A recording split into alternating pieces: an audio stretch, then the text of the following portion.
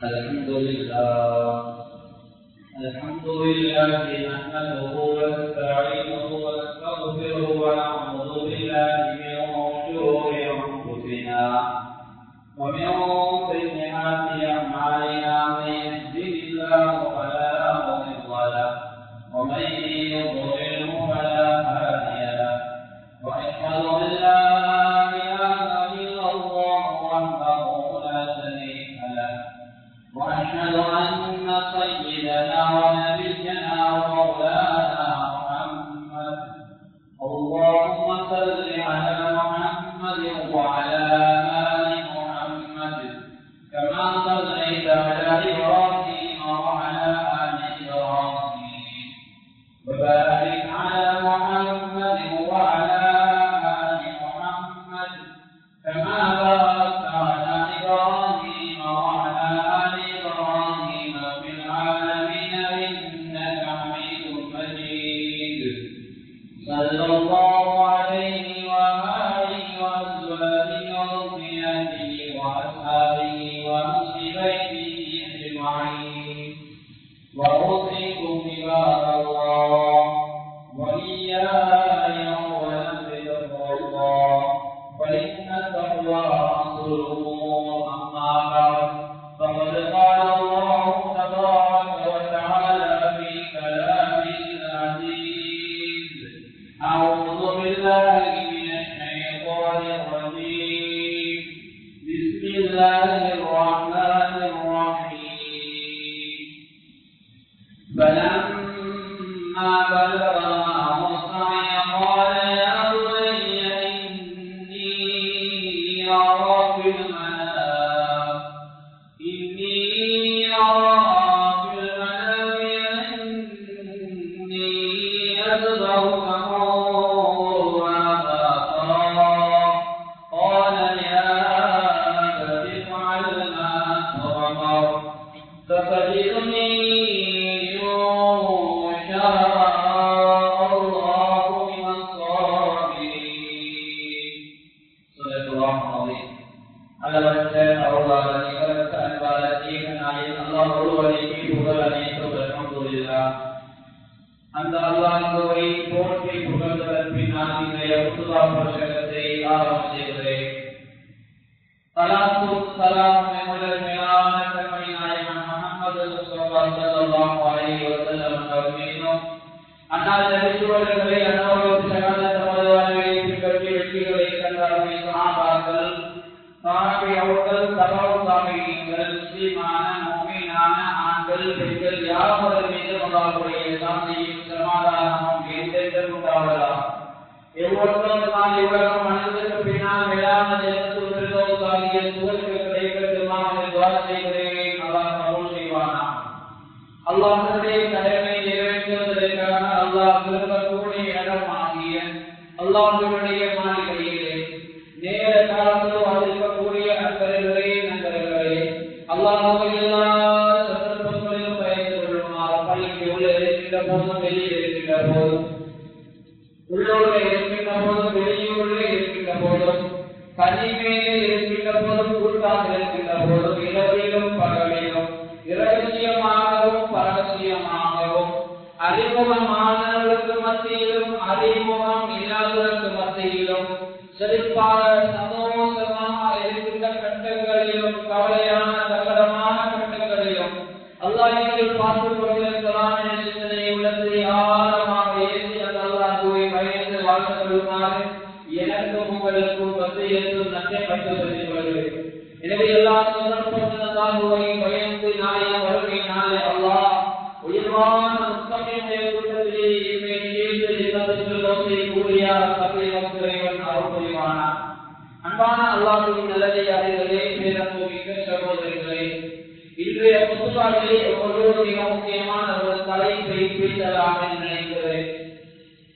அது என்ன தலைப்பு என்றால் அல்லாஹ் சுப்ஹானஹு வ தஆலா எங்களுக்கு தந்திருக்கின்ற மிகப்பெரிய அருள்கொடைகளிலே ஒன்றுதான் நித்திரை, தூக்கம். அன்பான அல்லாஹ்வின் நல்லடியார்களே, ஒரு மனிதனுக்கு மிகப்பெரிய ஒரு நிம்மதி இந்த உலகத்தில் இருக்குமாக இருந்தால் அது மனிதன் கண் நின்றை மூடிக்கொண்டு எல்லா விடயங்களையும் மறந்து தூங்குகின்ற அந்த ஓய்வும் தூங்குகின்ற அந்த நேரம் தான் ஒரு மனிதனுக்கு உலகமான நிம்மதியான நேரம்.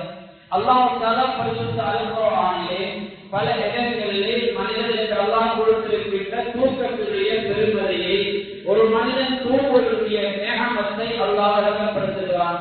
அன்பான அல்லாஹ்வின் நல்லடியார்களே, சிலர் தூக்கம் சென்றால் தூக்கம் வராது, அங்கம் இங்கும் பிறண்டு தூங்குவார்கள். பல மனுஷியானம் தூங்குவதற்கு இருக்கும். சிலர் சென்றங்களை குடித்துக் கொண்டுதான் தூக்கம் ஏற்படும். அப்படி இல்லை என்றால் ஏதாவது செய்து கொண்டிருப்பார்கள், செய்து கொண்டிருப்பார்கள். அல்லாது வெளியே வந்து ஏதாவது வேறு அலுவலர்களை இருந்து கொண்டுதான் அவர்களுக்கு தூக்கம் வருகின்ற போதுதான் போய் சாய்ந்து கொண்டு தூங்குவார்கள்.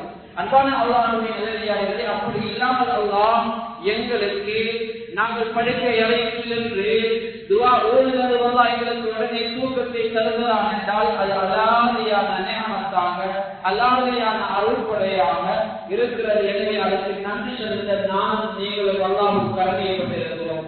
அந்த வகையிலே அல்லாஹ் சுப்ஹானஹு வ தஆலா தந்திருக்கின்ற அந்த நியமத் தூக்கம், அந்த தூக்கத்திலே ஏற்படக்கூடிய ஒன்றுதான் கனவு. ஒரு மனிதன் காணக்கூடிய கனவு, அதை மனம் என்று நாங்கள் சொல்லுவோம். அன்பான அல்லாஹ்வின் நல்லடியார்களே, கனவு சம்பந்தப்பட்ட சில விடயங்களை ஒவ்வொரு பேசிக் கொள்வதுதான் இந்த பொதுவாளருடைய நோக்கமாக இருக்கிறது. ஏனென்றால் இஸ்லாம் எந்த அளவுல கனவை பற்றி பேசியிருக்கிறது என்றால், அல்லாஹ் தஆலா இந்த உலகத்தை படைத்து வானம், பூமி, சூரியன், சந்திரன், நட்சத்திரங்கள் ஏராளமான படைப்புகளை எல்லாம் படைத்தான். இவைகள் எல்லாம் அல்லாஹ்வுடைய அத்தாட்சிகள் என்பதால் அல்லாஹ் பரிசுத்த அல்-குர்ஆனிலே சொல்லுகின்றான். அதே போன்று நாங்கள் காணுகின்ற கனவு அல்லாஹ் சொல்லுகின்றான், அதுவும் ஒரு அத்தாட்சி என்பதாக சொல்லுகிறான். وَمِنْ آيَاتِهِ مَنَامُكُمْ بِاللَّيْلِ وَالنَّهَارِ, நீங்கள் அதாவது இரவிலே காணக்கூடிய அல்லது தூங்குகின்ற போது நீங்கள் கண்ணை மூடுகின்ற போது பகலிலோ இரவிலோ காணக்கூடிய அந்த கனவு இருக்குது, அது அல்லாஹ்வுடைய அத்தாட்சிகள் என்று உள்ளது. அல்லாஹ் உங்களுக்கு ஏற்படுத்திய அல்லாஹ்வுடைய அத்தாட்சிகள் என்று உள்ளது என்பதாக அல்லாஹ் பரிசுத்த அல்-குர்ஆனிலே சொல்கிறான். அன்பான அல்லாஹ்வின் நல்லடியார்களே, எனவே அல்லாஹ் தந்திருக்கின்ற இந்த அருட்கொடை, இரவிலே ஏற்படக்கூடிய தூக்கம் அல்லது பகலிலே ஏற்படக்கூடிய தூக்கம், இந்த தூக்கத்தின் போது ஏற்படக்கூடிய கனவு அல்லது மனம் என்று சொல்லக்கூடிய இந்த விடயத்தை பற்றி இஸ்லாம் என்ன சொல்லியிருக்கிறது? இந்த உலகத்திலே உளவியலாளர்கள், சைக்காலஜியிலே பாண்டித்தியம் பெற்றவர்கள் சொல்வார்கள், எந்த விடயத்தை நாம் யோசித்துக் கொண்டு சிந்தித்துக் கொண்டு இருக்கிறோமோ, எந்த விடயம் எங்கள் உள்ளங்களில் உருட்டிக் கொண்டிருக்கிறதோ, எங்களை தூண்டிக் கொண்டிருக்கிறதோ, அந்த விடயத்தை கண்மூடியதற்கு பின்னால், கண் திறந்திருக்கின்ற போது நாங்கள் யோசிக்கின்ற விடயங்களை கண்மூடியதற்கு பின்னால் ஒரு மனிதனுக்கு ஏற்படக்கூடிய நிகழ்வுதான் கனவு என்பதாக உளவியலாளர்கள் சொல்லுவார்கள். அன்பான அல்லாஹ்வின் நல்லடியார்களே, ஆனால் இஸ்லாம் கனவை பற்றி ஏராளமாக தெளிவாக பேசியிருக்கிறது. அந்த வகையிலே கனவை 3 வகையாக பிரித்து நோக்கலாம். ஒரு வகையான கனவு, அது நல்ல கனவு, அது அல்லாஹ்விடம் என்று வரக்கூடிய கனவு. கண்ணியமானவர்களே, இந்த கனவு நபிமார்களுக்கு வந்த கனவு, அது வகையாக இருக்கும். அல்லது எங்களுக்கு வரக்கூடிய கனவு அது நற்செய்தியாக இருக்கும். எங்களுக்கு கனவிலே வகை வர முடியாது. நபிமார்களோடு செய்தான் விளையாட மாட்டான். நபிமார்களுடைய கனவு அது அல்லாஹ்விடம் வரக்கூடிய நேரடியான வகையாக இருக்கும். அவர்கள் ஒரு மகனை, அதாவது ஹஜ்ரத் இப்ராஹிம் அலைஹிஸ்ஸலாம் அவர்கள் கண்ட கனவை பற்றி அல்லாஹ் பரிசுத்த அல்-குர்ஆனிலே சொல்கிறான். அல்லாஹ் தஆலா சொல்கின்ற போது, فَلَمَّا بَلَغَ مَعَهُ السَّعْيَ قَالَ يَا بُنَيَّ إِنِّي أَرَىٰ فِي الْمَنَامِ أَنِّي أَذْبَحُكَ فَانظُرْ مَاذَا تَرَىٰ. ஹஜ்ரத் இப்ராஹிம் அலைஹிஸ்ஸலாத்து வஸ்ஸலாம் அவர்கள் கனவு காணுகின்றார்கள். அது எப்படியான கனவு என்றால், தனக்கு அதாவது பிள்ளை கிடைக்காத என்ற வயதிலே அல்லாஹ் குழந்தையை கொடுத்திருக்கிறான்.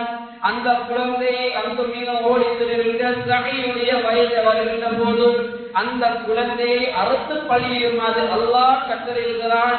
கண்ணியமானவர்களே, எனவே இந்த கனவை தன்னுடைய மனைவிடத்தில் சொல்கின்றார்கள், தன்னுடைய மகனிடத்தில் சொல்கின்றார்கள். நல்ல கனவை நான் பின்னால் சொல்லுகிறேன். நல்ல கனவோடு நாம் எப்படி நடந்து கொள்ள வேண்டும், நல்ல கனவு கொண்டால் என்னென்ன முறையிலே நாம் நடந்து கொள்ள வேண்டும், அதைத்தான் ஹஜ்ரத் இப்ராஹிம் அலைஹிஸ்ஸலாம் அவர்கள் செய்கிறார்கள். அதுதான் தன்னுடைய மனைவிடத்தில் அந்த கனவை சொல்லுகின்றார்கள், தன்னுடைய மகனிடத்தில் சொல்லுகின்றார்கள். என் அருமை மகனே, நான் உன்னை அறுத்து பலியிடுமாறு கனவு கண்டேன், அல்லாஹ் எனக்கு கனவுகளை காட்டினான் என்று சொல்கின்றார்கள்.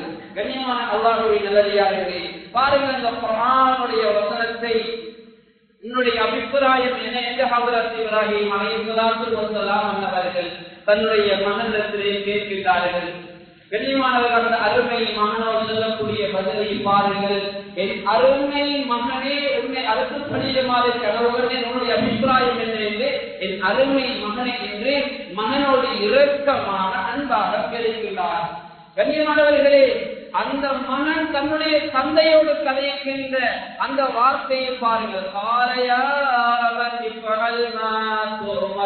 என் அருமை தந்தையே, நீங்கள் நாடியதை, நீங்கள் கண்ட கனவை நிறைவேற்றுங்கள்.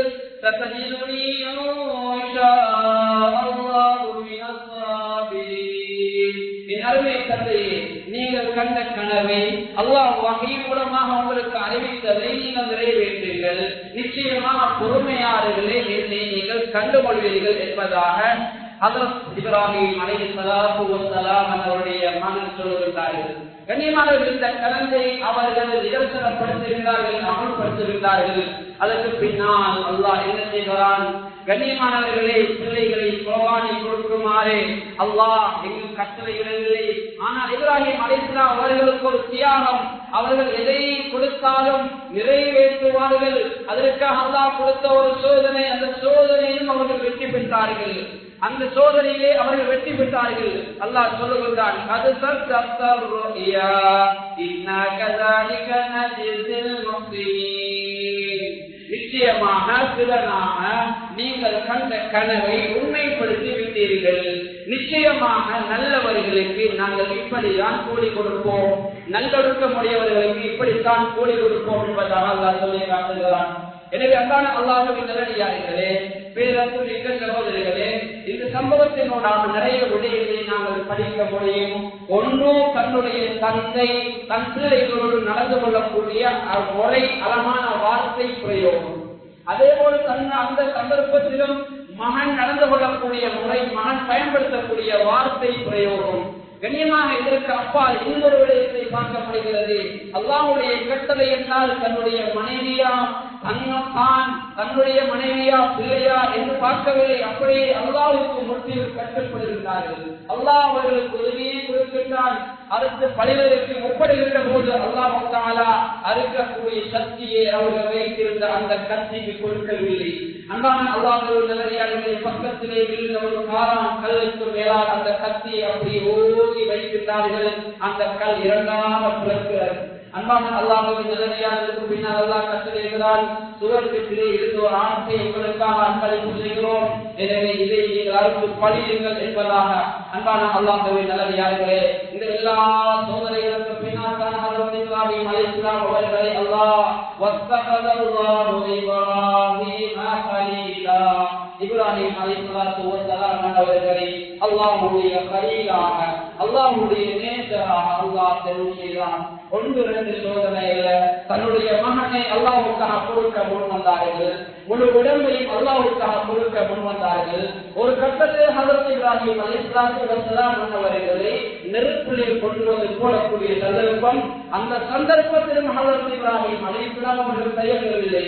என்னுடைய ரப்பு என்னை பாதுகாப்பான், என்னுடைய ரப்பு நெருப்பை எந்த நெருப்புக்கு பத்தக்கூடிய ஆற்றலை சக்தியை கொடுத்திருக்கிறானோ அந்த ரப்பு அந்த நெருப்பிலிருந்து என்னை பாதுகாக்க போதுமானவன்.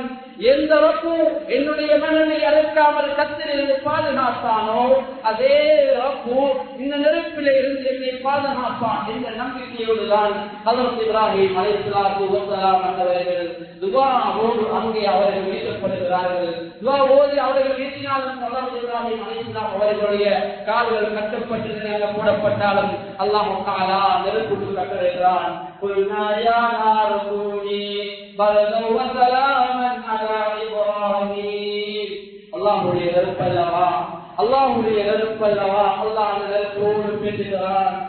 என் நெருப்பு இப்ராஹீம் மீது நீ சாந்தத்தை கொடுக்க வேண்டும், குளிரையும் கொடுக்க கூடாது, சூட்டையும் கொடுக்க கூடாது.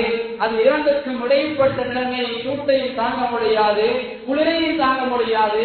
அது இரண்டுக்கும் இடைப்பட்ட ஒரு நிலைமையை கொடுக்க வேண்டும் என்று அல்லாஹ் எந்த நெருப்புக்கு பற்றக்கூடிய ஆற்றலை சக்தியை விட்டானோ அதே நெருப்போடு பேசி நெருப்பொடி இப்போது இந்த மனிதரோடு நடந்து கொள்ளக்கூடிய முறை, இந்த நபியோடு நடந்து கொள்ளக்கூடிய முறை பற்றக்கூடாது என்றெல்லாம் கட்டளையிடுகிறான். அந்த நெருப்பு பற்றவில்லை. ஹஜ்ரத் இப்ராஹிம் அலைஹிஸ்ஸலாம் அவர்களை பாதுகாத்தது.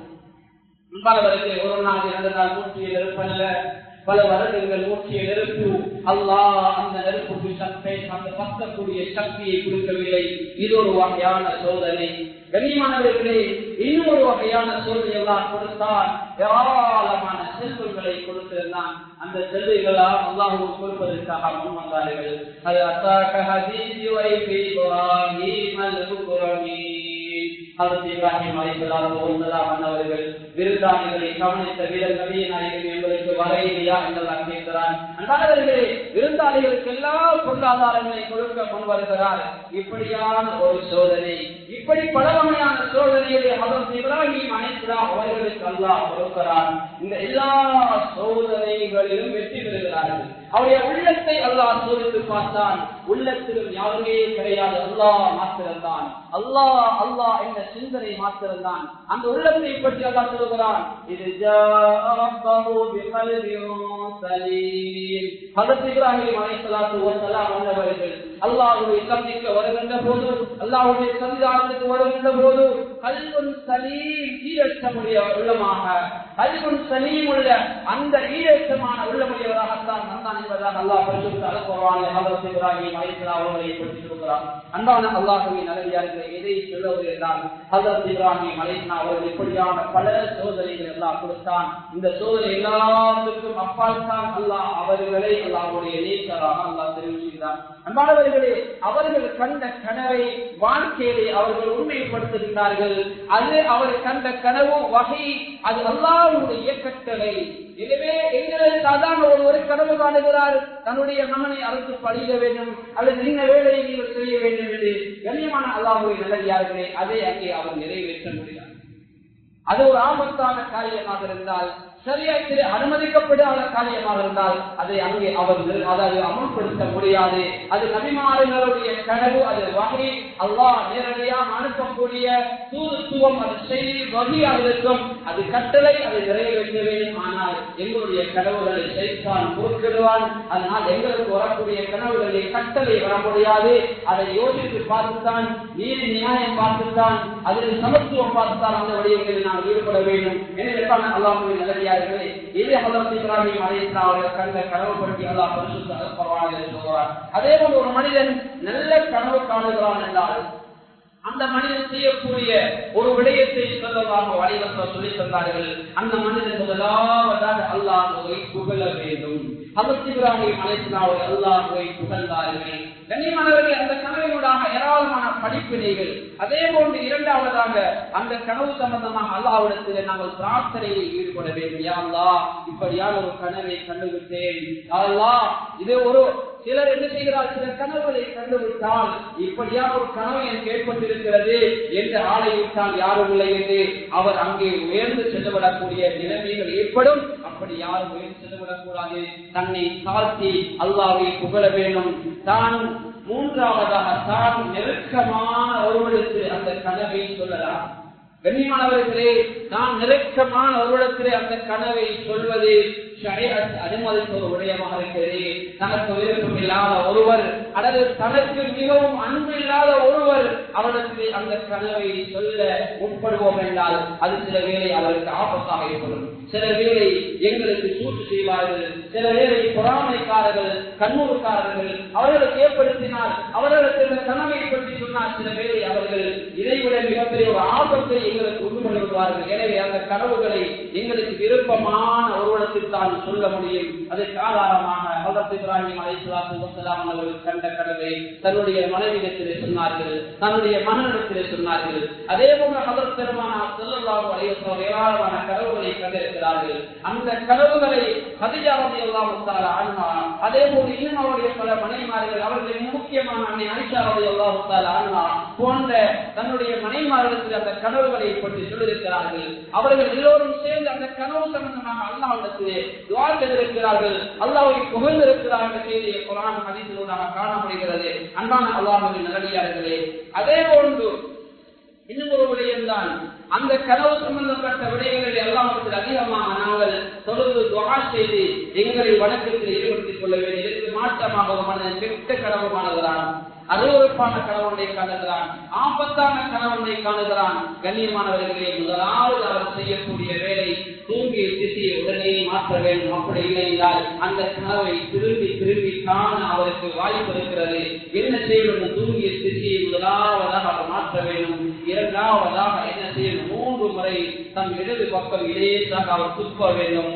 அதாவது கண்ணியமானவர்களே, அடுத்த 3வது விடயம், அதன் கெடுதியில் ஷைத்தானை விட்டும் அல்லாஹ்விடத்திலே பாதுகாப்பு தர வேண்டும். அந்த கனவின் கெடுதியை விட்டும், அந்த ஷைத்தான் அப்படியான கெட்ட கனவுகளை உண்டு பண்ணிய ஷைத்தானை விட்டும், இன்னும் எங்களுக்கு என்னென்ன விடயங்களால் ஆபத்துகள் ஏற்படுமோ அந்த எல்லா விடயங்களை விட்டும் அல்லாஹ்விடத்திலே பாதுகாப்பு வேண்டிக் கொள்ள வேண்டும்.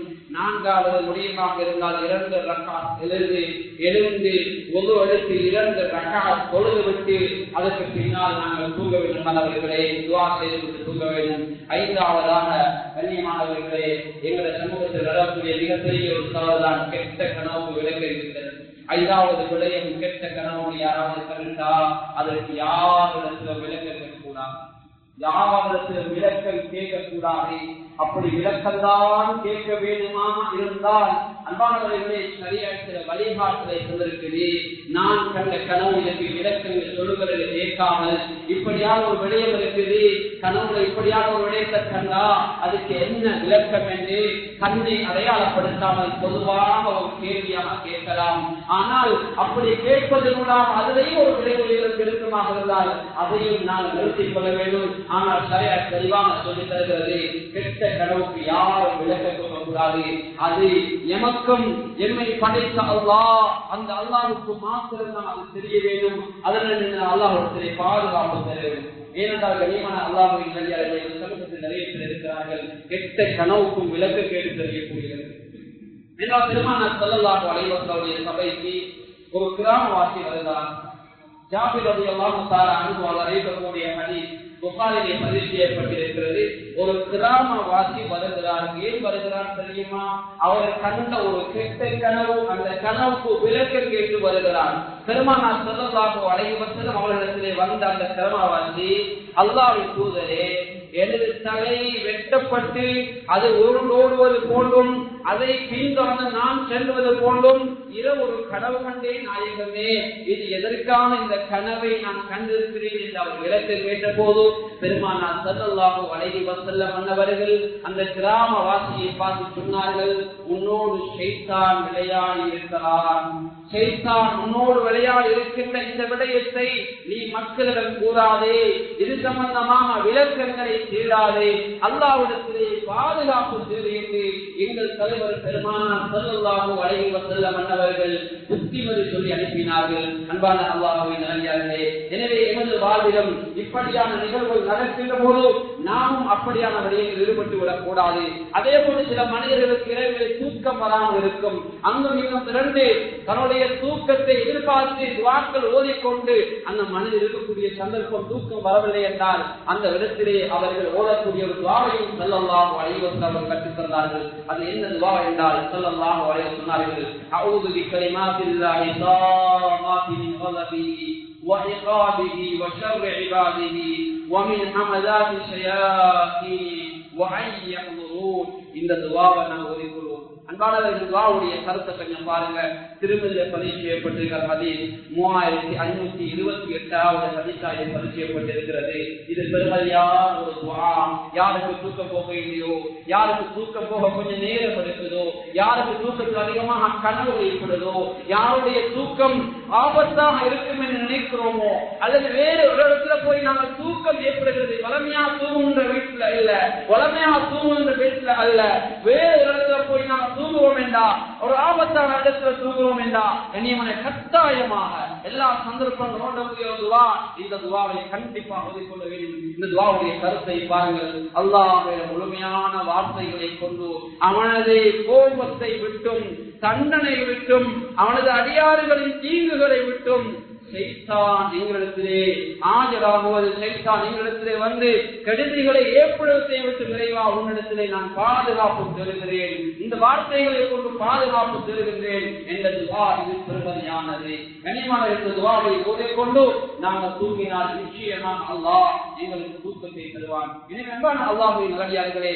கனவு சம்பந்தப்பட்ட சில முக்கியமான விடயங்களை உங்களுக்கு நான் தெரியப்படுத்தினேன். இந்த விடயங்களை கடைபிடித்தால் நிச்சயமாக அந்த கனவின் போது நாங்கள் நிச்சயமாக நன்மையை சம்பாதித்து விடுவோம். அப்படி இல்லை என்றால் அந்த கனவினூடாக பாவம் தான் எங்களுக்கு ஏற்பட வாய்ப்பு இருக்கு. நபிமார்கள் கனவு கண்டிருக்கிறார்கள், சஹாபாக்கள் கனவு கொண்டிருக்கிறார்கள். அவர்கள் அந்த சந்தர்ப்பங்களிலே நடந்து கொண்ட முறைகள் கண்ணியமானவர்களை அழகானவை, தெளிவானவை. அவர்கள் எங்களை போன்று எங்களே சிலர் நடந்து கொள்வதை போன்று கெட்ட கனவுகளுக்கெல்லாம் விளக்கம் கற்று செல்லவில்லை.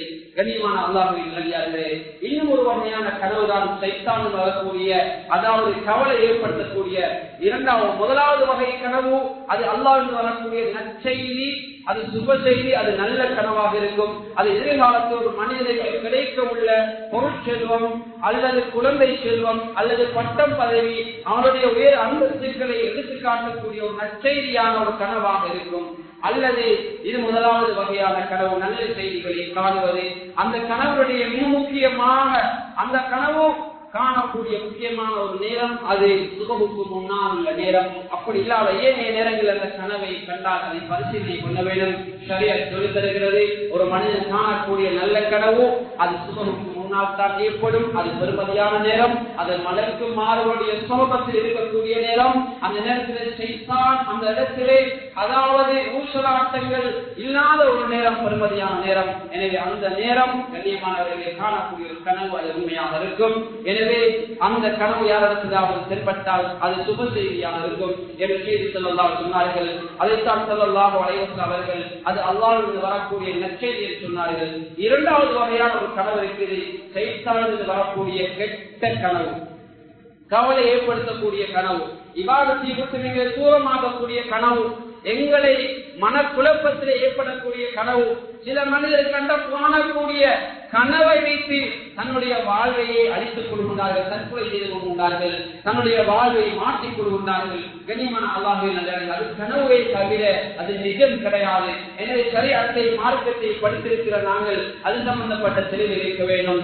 இதற்கு அப்பால் இன்னும் ஒரு வகையான கனவு இருக்கிறது. ஒரு மனிதன் யோசிக்கின்ற விடையை உளவியலாளர் சொல்வதை போல ஒரு மனிதன் சிந்திக்கிறான். படிக்கக்கூடிய ஒரு மாணவன் கண்ணியமானவர்களை எக்ஸாம் எழுதுவதை போன்று சிந்திக்கிறான். அல்லது படித்துக் கொடுக்கக்கூடிய ஒரு ஆசிரியர் அடுத்த நாள் கிளாஸ்ல படித்துக் கொடுக்கக்கூடிய விடயங்களை மீட்டிக் கொண்டு அவர் சொல்லுகிறார். அல்லது கடையில வியாபாரம் பண்ணக்கூடிய ஒரு முதலாளி நாளைய நாள் வியாபாரம் பண்ணுவதை போன்று நினைத்துக் கொண்டு தூங்குகிறார். கண்ணியமானவர்கள், இரவிலே அவருக்கு அப்படியான விடயம் தென்படுவது, அவர் படித்துக் கொடுப்பதை போன்று, வியாபாரம் பண்ணுவதை போன்று, பரீட்சை எழுவதை போன்று இப்படியான விடயங்கள் தென்படுவது அது எங்களுடைய எண்ணங்களிலே அடைபட்டு கிடக்கின்ற எண்ணங்களிலே மறைந்திருக்கின்ற விடயங்கள், நாங்கள் யோசித்து நடந்து கொண்டிருந்த விடயங்கள் கண்மூடியதற்கு பின்னால் அது கனவாக தென்படுகிறது. இது ஒரு வகையான கனவாக இருக்குது. கண்ணியமானவர்கள் எதற்கும் விளக்கம் தேட முடியாது. அது ஒவ்வொரு மனிதனுடைய எண்ணங்களை பொறுத்தான் இந்த விடயம் ஏற்படுகிறது. கண்ணியமான அல்லாஹ்வின் நல்லடியார்களே, கனவு சம்பந்தப்பட்ட விடயத்தில் இன்னும் ஒரு விடயம் இருக்குது. யாரெல்லாம் ஸல்லல்லாஹு அலைஹி வஸல்லம் அவர்களை கனவுகளை கண்டார்களோ, அல்லாஹ்வின் தூதர் ஸல்லல்லாஹு அலைஹி வஸல்லம் அவர்கள் சொன்னார்கள், சைத்தான் என்னுடைய ரூபத்திலே வரமாட்டான்.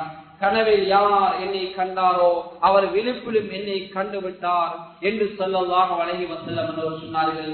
அதே போன்று இன்னும் ஸல்லல்லாஹு அலைஹி வஸல்லம் சொன்னார்கள், கனவில் யார் என்னை கண்டாரோ அவர் நிச்சயமாக என்னை காண்பார் என்று ஷைத்தான் என் உருவத்தில் காட்சி அளிக்க மாட்டார்கள். இது புகாரில் வரக்கூடிய ஹதீஸ். எனவே அல்லாஹ்வின் நல்லடியார்களே, பெருமானார் ஸல்லல்லாஹு அலைஹி வஸல்லம் அவர்கள் யாராவது கனவுகளை காண்பதாக இருந்தால் ஸல்லல்லாஹு அலைஹி வஸல்லம் திருப்பி இப்படித்தான், பேச்சு இப்படித்தான், ஸல்லல்லாஹு நடை இப்படித்தான், அவருடைய அங்க அவயவங்கள் இப்படித்தான் என்று ஸல்லல்லாஹு அலைஹி வஸல்லம் வரலாறுகளை ஸல்லல்லாஹு அலைஹி வஸல்லம் அதிகமான அன்பு வைத்து அவர்களை வைத்து படித்து வைத்திருக்கின்ற போதுதான் அவர்களை கனவிலே காணலாம். ஆனால் அவர்களை அப்படி இல்லாமல் அவர்களை கனவிலே காணுவது அது சாத்தியப்பட மாட்டாது. நல்லவர்களுக்கு தான் அல்லாஹ் அப்படியான கனவை ஏற்படுத்துவான் என்ற செய்தியை நாம் விலகிக் கொள்ள வேண்டும். அடுத்த கண்ணியமான அல்லாஹ்வே, இது வல்லாமல் இன்னும் சமூகத்தில் இருக்கிறார்கள், பொய்க்கு சொல்லுவார்கள் நான் கனவு கண்டேன் என்று. கண்ணியமானவர்களே, பாரதூரமான விடயமாக இருக்குது. ஸல்லல்லாஹு அலைஹி வஸல்லம் சொன்னார்கள், இது மிகப்பெரிய பொய் என்றார்கள், இது பெரும் பாவம் என்றார்கள். ஸல்லல்லாஹு அலைஹி வஸல்லம் சொன்னார்கள், கனவு கண்டதாக யார் பொய் கூறுவாரோ அது மிகப்பெரிய பொய், அது பெரும் பாவம் என்றார்கள். அது மாத்திரமல்ல, இன்னும் ஸல்லல்லாஹு அலைஹி வஸல்லம் சொன்னார்கள், தன் தந்தை இல்லாத இன்னொருவரை பார்த்து தன்னுடைய தந்தை என்று சொல்வது மிகப்பெரிய பொய், இது மிகப்பெரிய பாவம் என்பதாக ஸல்லல்லாஹு அலைஹி வஸல்லம் அடையாளப்படுத்தினார்கள். கண்ணியமானவர்களே, அதே போல இன்னும் ஸல்லல்லாஹு அலைஹி வஸல்லம் சொன்னார்கள், யார் பெருமானார் ஸல்லல்லாஹு அலைஹி வஸல்லம் அவர்கள் சொல்லாத விடயங்களை ஸல்லல்லாஹு அலைஹி வஸல்லம் சொன்னதாக இந்த ஹதீஸ் என்றே அவர்கள் சொல்வார்களோ அதுவும் பெரும்பாவம், அதுவும் மிகப்பெரிய பொய் என்பதாக பெருமானார் ஸல்லல்லாஹு அலைஹி வஸல்லம் அவர்கள் சொன்னார்கள். இது புகாரிலே பதிவு செய்யப்பட்ட ஹதீஸாக இருக்குது. எனவே அல்லாஹ்வின் அடியார்களே, கனவு சம்பந்தப்பட்ட சில விடயங்களை உங்களுக்கு நான் தெளிவுபடுத்துகிறேன். எனவே எமது வாழ்வில் இப்படியான விடயங்கள் ஏற்பட்டால் நிச்சயமாக சரியாக என்ன வழிகாட்டலை தந்திருக்கிறது என்பதை நானும் நீங்களும் அணுகி படித்துக் கொள்ள வேண்டும். அது வல்லாமல் ஆபத்தான ஒரு கனவு கண்டுவிட்டால் எங்களுடைய நிலைமையை நாங்கள் மாற்றிவிடக் கூடாது, நாங்கள் சோர்வடையக் கூடாது, நாங்கள் இருந்த ஆக்டிவை இழந்துவிடக் கூடாது.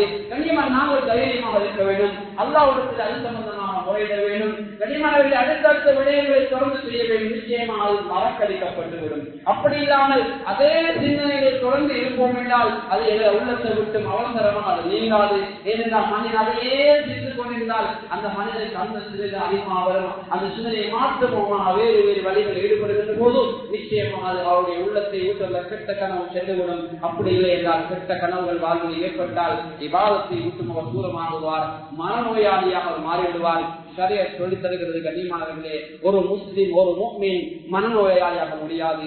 ஏனென்றால் அவனுடைய உள்ளத்துக்கு மிகப்பெரிய மருந்தை அல்லாஹ் குர்ஆனில் கொடுத்திருக்கிறான். குர்ஆன் மிகப்பெரிய ஒரு ஷிஃபா. உள்ளத்தில் யாருக்கெல்லாம் நோய் இருக்குதோ அவர்களுக்கு மிகப்பெரிய ஷிஃபாவை அல்லாஹ் கொடுத்திருக்கிறான். குர்ஆன் ஓதுகின்ற போது அல்லாஹ் உள்ளத்தில் உள்ள நோய்களுக்கு நிவாரணமாக குர்ஆனை அல்லாஹ் கொடுத்திருக்கிறான். அன்பானவர்களே, குர்ஆன் ஓதுங்கள், அல்லாஹ் எல்லா வகையான நோய்களுக்கும் ஷிஃபாவை வைத்திருக்கிறான். சூரத்துல் ஃபாத்திஹா எல்லா வகையான நோய்களுக்கும் ஷிஃபாவை வைத்திருக்கிறான். இரவில் தூங்குகின்ற போது துஆக்கள், ஆயத்துல் குர்சி, குல் சூராக்களை ஓதிவிட்டு தூங்கினால் எந்த ஆபத்தும் அந்த தூக்கத்திலே ஏற்படாது. எனவே அன்பானவர்களே, இந்த ஒழுக்கங்களை பேணி எங்களுடைய தூக்கம் விடயத்தில் ஈடுபட்டுக் கொண்டால், அந்த நேமத்தை நாங்கள் பயன்படுத்திக் கொண்டால் நிச்சயமாக அதிலேயும் நன்மையாக இருக்கும். நாங்கள் தூங்கினது முதல் விழிக்கும் வரைக்கும் அந்த இரவு முழுக்க நன்மைகள் செய்ததாக, இபாதத் செய்ததாக நிச்சயமாக எங்களுக்கு எழுதப்படும். துஆவோடு தூங்குகிறோம், துஆவோடு விழிக்கிறோம், நல்ல எண்ணத்தோடு சுபம் சொல்ல வேண்டும், சஹஜத் சொல்ல வேண்டும் என்ற நல்ல எண்ணத்தோடு அடுத்த நாள் சமூக சேவை செய்ய வேண்டும், அடுத்த நாள் பள்ளிக்கு போக வேண்டும், அடுத்த நாள் மதரசாவுக்கு போக வேண்டும், அடுத்த நாள் சமூக சேவைக்கான பாடசாலைக்கு செல்ல வேண்டும் என்று நல்ல எண்ணங்களோடு தூங்கினால் நிச்சயமாக அந்த நாள் இபாதத், அந்த நாள் எங்களுக்கு மௌத்து வந்துவிட்டால் அது நல்ல மௌத்தாக இருக்கும். அது சுவர்க்கத்தை என்னையும் உங்களையும் கொண்டு வந்து சேர்க்கக்கூடிய மௌத்தாக இருக்கும். எனவே அல்லாஹ்வின் அடியார்களே, இப்படியான நல்ல ஒழுக்கங்களை பேணி இந்த அல்லாஹ் தந்திருக்கிற நேமத்துடைய விடத்திலே நடந்து கொள்ளக்கூடிய கூட்டத்தில் இறைவானை எங்களை சேர்த்துக் கொள்வாயாக. யா அல்லாஹ், எங்களுடைய கனவுகளை சைத்தான் குறுக்கிடாமல் எங்களை பாதுகாத்துடுவாயாக. யா அல்லாஹ், கெட்ட கனவுகளை விட்டு எங்களை, எங்கள் குடும்பங்களை, பிள்ளைகளை பாதுகாத்துடுவாயாக. யா அல்லாஹ், யார் யாரெல்லாம் கெட்ட கனவுகள் கண்டிருக்கிறார்களோ அந்த கனவை வாழ்க்கையை நிஜமான கனவாக ஆக்கிறாத. யா அல்லாஹ், அதை விட்டு அவர்களை பாதுகாத்துடுவாயாக. யா அல்லாஹ், அப்படி கனவுகள் எங்களுக்கு தென்பட வேண்டும் என்று நாடி இருந்தால் நல்ல செய்திகளை, நல்ல சுப செய்திகளை, நற்செய்திகளை எங்கள் கடவுளை காட்டித் தருவாயாக. யா அல்லாஹ், எங்கள் துஆக்களை தரிப்பை விருப்பை ஏற்றுக் கொள்வாயாக. யா அல்லாஹ், அவர்களை நல்ல தூக்கத்தை தந்துடுவாயாக. யா அல்லாஹ், சுபவுக்கு எழும்பக்கூடிய பாக்கியத்தோடு அந்த தூக்கத்தை தந்துடுவாயாக. தஹஜ்ஜுதில் ஒலிக்கக்கூடிய நிலையோடு அந்த பாக்கியை தந்துடுவாயாக. யா அல்லாஹ், இரவுகளில் கெட்ட விடயங்களை விட்டு எங்களை பாதுகாத்தது யா அல்லாஹ், அருவருப்பான விடயங்களை விட்டு பாதுகாத்தது யா அல்லாஹ், விஷய நடக்கக்கூடிய தீங்களை விட்டு பாதுகாத்தது யா அல்லாஹ், இரவுல வணக்கம் புரிந்த அந்த பட்டியலை, இரவு ஹயாத்தாக்கிய பட்டியலை எங்களை சேர்த்துக் கொள்வாயா.